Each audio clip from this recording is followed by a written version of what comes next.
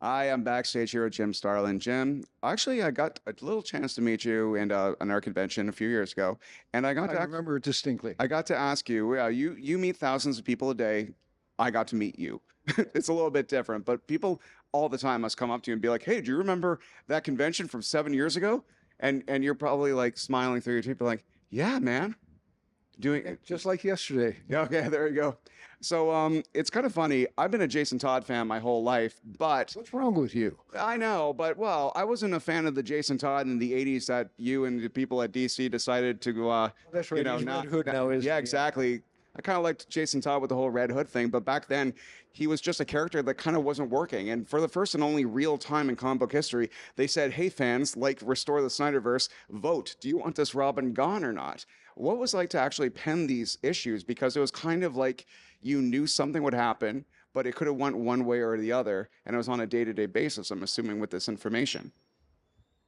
Well, I never liked the idea of Robin, period, Okay. because, an adult going out to fight crime in a gray and black outfit, he brings along a teenager who puts in primary colors.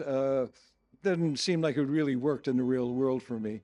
So you think a grown man shouldn't bring a child into child endangerment while wearing elf shoes and green trunks? Well, the only thing he left out was a bullseye on his forehead. There you go. Yeah. Exactly. Well, Bullseye, you actually, considering you're the writer of Death in the Family, I've always wanted to ask you this, Jim. Why a crowbar? The Joker has an arsenal of different weapons, but a crowbar just seems so personal. How did a crowbar come to I this? wanted something crude. Yeah. And that was seemed to be as brutal as you could get. And Frank Miller had done a story earlier saying that the Joker had been the one who killed the Robin, and so I Okay. wanted to stay with that continuity as bit. Interesting. Okay. And basically, I just thought I couldn't think of anything more brutal. Really? Yeah. That's fascinating because, yeah, to this day, it's brutal. As a child who never thought I could become Batman, but I'm like, I suppose I could be his buddy or, cannon fodder, I suppose, or crowbar fodder. It was interesting to see that happen. It almost made comics more real, more dangerous, more, it had an edge to them. But for a while there, before that happened in the 80s, comic books kind of had to lose their edge because of the comic book code. What was it like to be able to, in the 80s, to actually really, show, get more deep, get more vicious, get more brutal. Well, as I started off in the 70s, and so we still had the comics code at that point, and eventually Stan did a drug story that removed the code from the book, which brought about the end of the code, basically. Really? And we'll come back to this in a moment. That's the sound of the Batmobile trying to show up before Shoot at, Jason yeah. blows up. Yeah. And here comes another Batmobile. There you go. So many Batmobiles backstage. So basically, it was, a progression. The idea of being able to do a much more adult story Yeah. brought along with it more brutality because of the nature of, dramatic storytelling.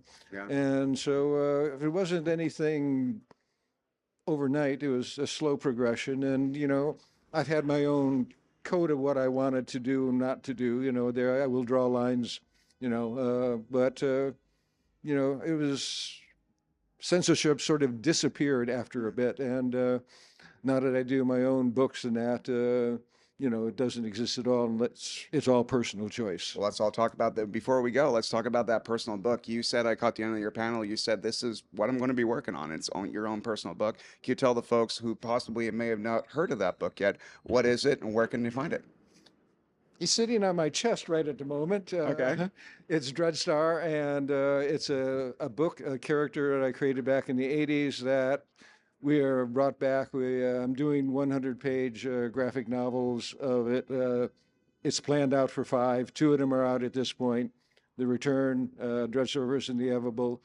A few weeks from now, we're going to do a Kickstarter for Dreadstar versus Dreadstar, which is basically back in the 90s, we did a Malibu version of Dreadstar, which was female, which was his daughter. Really? Okay. And Peter David wrote that. And so I decided that was the Lord Papal, a character story. That was his version of what happened. And in Dreadstar versus Dreadstar, it's Dreadstar's version of what happened. And it comes out a bit different than what the Lord Papal said. Well, that's fascinating. I'm so glad that after all these years, you still have such a strong creative voice, such a passion for comic books. Still, not even a little bit jaded. It seems like nothing has slowed you down. No, as a matter of fact, I've got all 5 books penciled at this point. They're being inked, the fourth and the fifth one by Jamie Jameson, who did the fourth one, the first four. Yeah. And the last one I had to get Scott on because Jamie had health problems. Okay. Scott Hanna on. Mm. And they've both are either finished their books or in the process of finishing it. So for the next 6 months, I'm going to be a colorist. Awesome. All right, everybody, come meet Jim Starlin all weekend at Montreal Comic-Con. You know what? You're not just a talent, but you're a great storyteller and a wealth of information and an historian. So many reasons to come meet him. Thank you I very drink much. a lot of coffee, so I talk a lot. I need to drink a lot more coffee.